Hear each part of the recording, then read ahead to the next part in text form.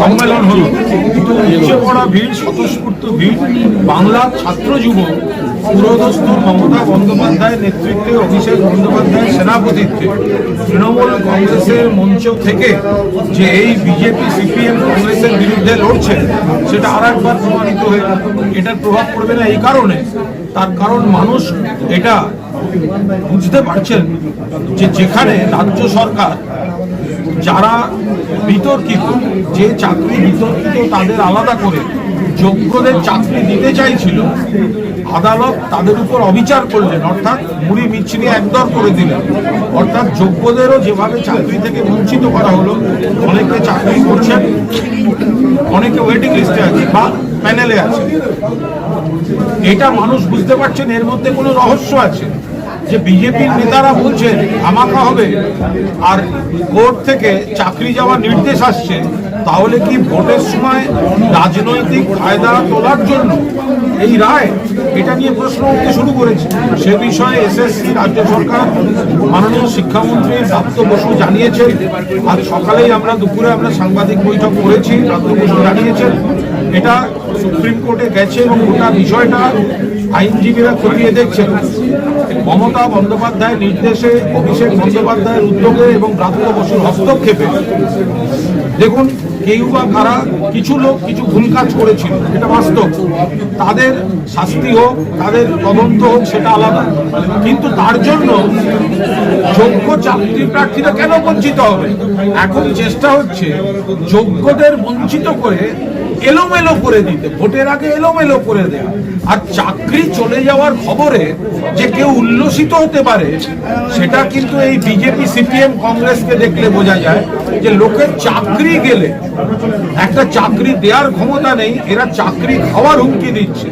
BJP নেতারা বলছেন অমুক দিন ধামাকা হবে, এক বিজেপির বিধায়ক বলেছেন আবার 30 তারিখ কিছু লোকের চাকরি যাবে। এরা চাকরি যাওয়া নিয়ে রাজনীতি করছে, চাকরি খাওয়া নিয়ে রাজনীতি করছে। তৃণমূল কংগ্রেস সেটা চায় না, তৃণমূল চাকরিটা দিতে চায়, সুরক্ষিত রাখতে চায়। আমরা এটুকু বলবো, মমতা বন্দ্যোপাধ্যায় লড়ছেন, রাজ্য সরকার লড়ছে, এসএসসি লড়ছে, দয়া করে কেউ কোনো নেতিবাচক মনোভাব, হতাশা থেকে নিজেদের মধ্যে বাড়তে দেবেন না। এই লড়াইটা সবাই বুঝতে পারছেন যে যোগ্যদের কেন, এটা কোর্টে তো পরিষ্কার ছিল যে কজনের চাকরি নিয়ে তদন্ত চলছে আর কজনের চাকরি নিয়ে তদন্ত চলছে না। যে প্রায় 20,000-এর চাকরি নিয়ে কোনো প্রশ্ন ছিল না, তাদের চাকরিটা কেন নষ্ট করা হলো?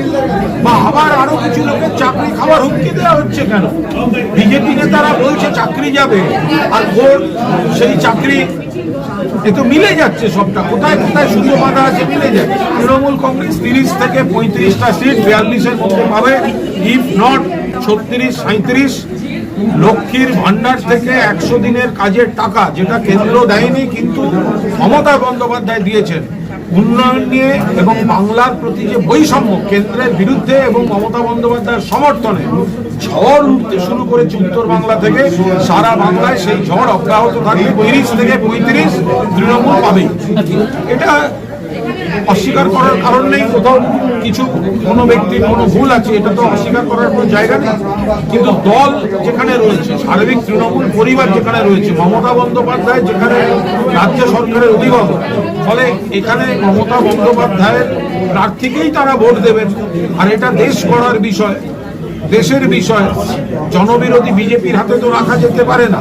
তৃণমূলের সংসদ যত বাড়বে তত বেশি বাংলার স্বার্থ সুরক্ষিত হবে। এত বড় কাজ হাতের 5টা আঙুল সমান হয় না, কোথাও কেউ ভুল করতে পারে, কিন্তু সেই ভুলটা সংশোধন করে দোষীদের শাস্তি দিয়ে বাকিদের উন্নয়নটা পৌঁছে দেওয়া, আরো বেশি কাজ করা, এটাই তো সরকারের লক্ষ্য। মানুষ বুঝবে।